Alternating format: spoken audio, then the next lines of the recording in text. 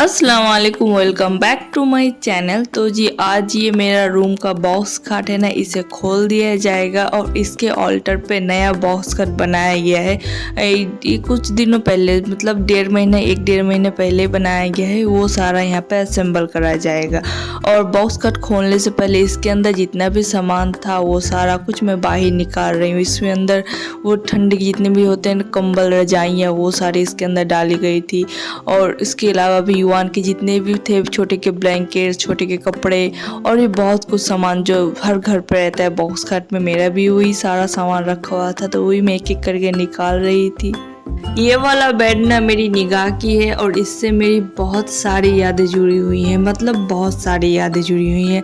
और मेरा दिल आज थोड़ा सा उदास था क्योंकि ये जब रूम से निकल जाएगा ये वाला बेड, ऑब्वियसली इसे मैं ही यूज़ करूँगी, चाहे मैं मालदा पे इस्तेमाल करूँ या फिर ससुराल पे इस्तेमाल करूँ, मैं ही इस्तेमाल करूँगी। पर फिर भी एक तरह से दिल पे आ रहा था कि ये ससुराल वाला घर से मेरा ये बेड हमेशा के लिए निकल रहा है और कभी आएगा या नहीं वो भी मुझे नहीं पता। तो वही दिल थोड़ा सा बोझ लग रहा था दिल के अंदर। तो वही भारी दिल के साथ सारा सामान एक एक करके निकाल रही थी। और इससे जब मैंने निकाला ना सारा सामान तो इसमें ना बहुत कुछ निकला और मुझे पता भी नहीं था कि इतना सारा सामान था इसके अंदर भरा हुआ। ये रहा जी मेरा बेड का लास्ट वीडियो मेरे इस वाले रूम पे। और पता नहीं फिर कभी इस रूम पे मेरा बेड आ पाएगा या नहीं, वो पता नहीं, अल्लाह ताला ने अगर चाह तो आएगा। और उसके बाद मिस्त्री भी सारा आ चुके थे और एक एक करके सारे बेड का पार्ट्स खोल रहे थे और ये सारा निकाल के नए बेड को यहाँ पे असेंबल कर देंगे कुछ देर के अंदर अंदर ही। और अभी ना बहुत कुछ सर पे धरा हुआ है, क्या ही बोलूँ, मतलब 2-3 दिन के अंदर अंदर ही सारा शिफ्टिंग का काम है। मतलब सारा सामान अब मालदा ट्रांसफ़र करने वाला है 2-3 दिन के अंदर अंदर हस्बैंड। और मैं कल चली जा रही हूँ अपनी अम्मी के घर क्योंकि इस बार ईद में अम्मी के घर करने वाली हूँ। और 5-6 दिन के अंदर अंदर ईद भी है और ईद के कुछ दिन के अंदर अंदर मुझे शिफ्ट भी हो जाना है। मतलब हम सब चले जाएंगे, इवन के स्कूल स्टार्ट हो जाएगा, मतलब क्या बोलूँ। और उसके अलावा जितने भी विंटर्स के कपड़े, मैंने एक भी कपड़े नहीं समेटे अभी तक, वो सारा काम है धरा हुआ। वो सारा को धुल के अच्छे से सुखा के सारे को समेट के रखना है। और जो कपड़ा मैं मालदा लेके जाऊंगी उसे अलग करना है, जिसे मैं रख के जाऊंगी उसे अलग करना है। उनके अलावा भी हस्बैंड रहेंगे यहाँ पे तो हस्बैंड का सारा इंतज़ाम करके जाना है। और मतलब बहुत कुछ है जो पेंडिंग पड़ा हुआ है और पता नहीं मैं कैसे सारा कुछ समेटूंगी। ये देखिए जी बेड हटते ही ना कितना ज़्यादा धूल मिट्टी है जो पड़ी हुई है। और ये वाला जो कॉर्नर है ना इसमें किसी भी तरह से झाड़ू पहुँचता नहीं और इसका क्लीनिंग नहीं होती। और इसमें देखिए कितना ज़्यादा धूल मिट्टी एक साइड पे जमा हुआ है, मतलब क्या ही बोलूँ। कोई भी देखेगा ना मेरे घर को तो यही सोचेगा कि कितने सालों से मैंने घर क्लीन नहीं किया, झाड़ू झाटा नहीं किया मैंने, मतलब कितना गंद रखा है मचा के मैंने। तो जी फटाफट से सारा घर को मैंने बहुत अच्छी तरह से झाड़ू दिया था, उसके बाद भी मॉपिंग भी कर लिया था। और देखने से ऐसा लगता है कि सिर्फ 3 मिनट का वीडियो पर जितना काम था ना आधा दिन ले गया था ये पूरा काम। और जब घर अच्छी तरह से ड्राई हो चुका था उसके बाद यहाँ पे सारे मिस्त्री भी लग गए थे न्यू बेड को असेंबल करने पे। और कल शाम को ही हम लोग मालदा से वापस आए थे 7 या 7:30 के आसपास। और मैंने इसके आगे वाले ब्लॉग में बताया ही था कि हम लोग मालदा गए थे घर क्लीनिंग के काम से और शाम को ही वापस आके आज ये सारा काम बिखेर दिया और आधा दिन ले गया ये काम। और मैं इतनी ज़्यादा टायर्ड हो गई थी, मतलब मेरी तो अब बस हो चुकी थी, बिल्कुल हिम्मत नहीं थी कुछ काम करने की। और ये रहा जी हमारा न्यू बेड का फाइनल लुक जो कि देखने पे कुछ इस तरह से लग रहा था। ये भी देखने पे ना बहुत ब्यूटीफुल था। उसके बाद जी ये था शाम का टाइम और मैं यहाँ पे बैठ गई थी कि कल मालदा पे जो मैंने ख़रीदा था वो सारा यहाँ पे एक दफ़ा दिखा दूँ, वरना एक बार अलमारी पे डाल दो ना तो निकाल के दिखाना बहुत ज़्यादा टफ लगता है। तो यहाँ पे युवान का हम लोगों ने यूनिफॉर्म लिया था और 2 पेयर ऑफ सॉक्स लिया था और उसका स्कूल के हिसाब से हम लोगों ने शू लिया था। मैंने श्रीलेदर से शू लिया था, वहाँ पे ना बहुत अच्छा शू मिल जाता है बच्चे लोग का और ये ब्लैक पे था। ये सारा कुछ हो गया युवान का स्कूल का शॉपिंग। इसके अलावा मैं अपनी दिखाती हूँ तो यहाँ पे मैंने मामा अर्थ का ना काजल लिया था। इस दफ़ा ईद में ना मैंने एक भी एक्स्ट्रा सामान नहीं लिया था, जिस सामान की मुझे ज़रूरत थी मैंने सिर्फ वही लिया था। और उसके अलावा ये सूट मैंने सेकेंड रोज़ा में दिया था सिलने को और ये मुझे कल रिसीव हुआ था, तो मैं वही अभी खोल के खुद भी देख रही हूँ और साथ साथ वीडियो भी बना रही हूँ।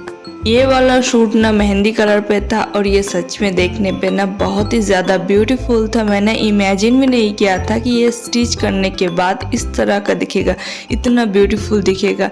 और मेरे पास ना इस प्रिंट का और इस कपड़े पे मेरे पास एक भी ड्रेस नहीं था मेरे अलमारी पे, तो वही एक नया ड्रेस मेरे पास ये आ गया। और ये इसका प्रिंट नहीं पूरा प्रिंटेड था और ये इस तरह का था।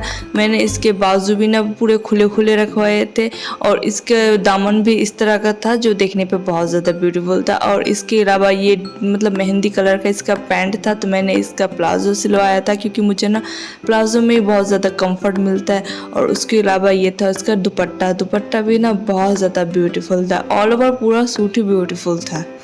ये हो गया ईद में पहनने के लिए थोड़ा सा ब्यूटीफुल सा और थोड़ा सा आप हैवी लुक वाला सूट कह सकते हैं।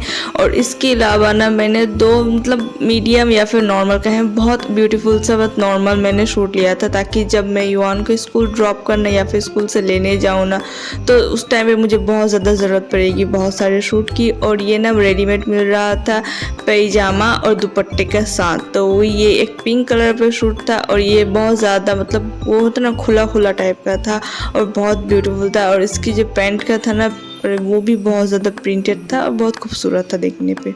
ये था जी इसका दुपट्टा। सच में दुपट्टा बहुत ज़्यादा बड़ा था, जैसे नमाज पढ़ने के लिए जैसा दुपट्टा नहीं लगता, बहुत बड़ा लंबा चौड़ा उस टाइप का इसका दुपट्टा था। और सेम मैंने लिया था ब्राउन कलर पे, ब्राउन एंड वाइट कलर पे। तो ये था सेकंड नंबर वाला सूट और ये भी बहुत ज़्यादा ब्यूटीफुल था देखने पे। ये पूरा ब्राउन पे था और थोड़ा सा वाइट की डिटेलिंग करा हुआ था, जैसे कि बॉर्डर दिया हुआ वाइट कलर पे। और इसका जो पैंट था ना वही वाइट पे था, प्रिंटेड था फ्लावर का। और इसका भी दुपट्टा वही बहुत बड़ा था, जैसे नमाज पढ़ने पे लगता है ना उस टाइप का बहुत बड़ा लंबा चौड़ा दुपट्टा था इसका। ये सारा कुछ हो गया जी मेरी शॉपिंग। और अब दिखाती हूँ हम लोगों ने कि युवान के लिए क्या क्या हम लोगों ने ख़रीदा था ईद पे। और इस दफ़ा युवान के लिए हम लोगों ने जो कपड़े लिए थे ना वो सारा बहुत मतलब कि लाइट लिया था और समर के हिसाब से ही लिया था। तो ये हम लोगों ने एक टी शर्ट लिया था येलो कलर का और ये एक शर्ट पैंट का हम लोगों ने जोड़ा लिया था, ये भी बहुत ज़्यादा अच्छा था।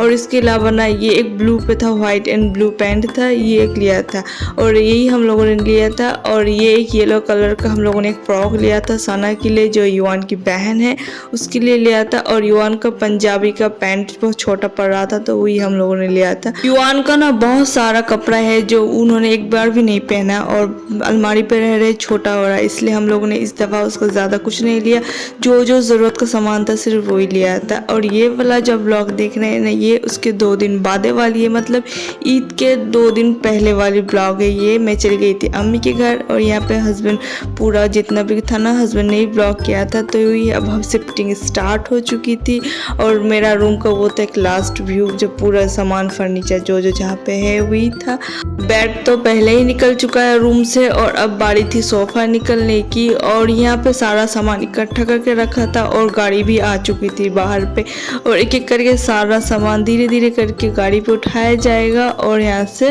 रवाना दे के मालदा शिफ्ट हो जाएगा आज ही।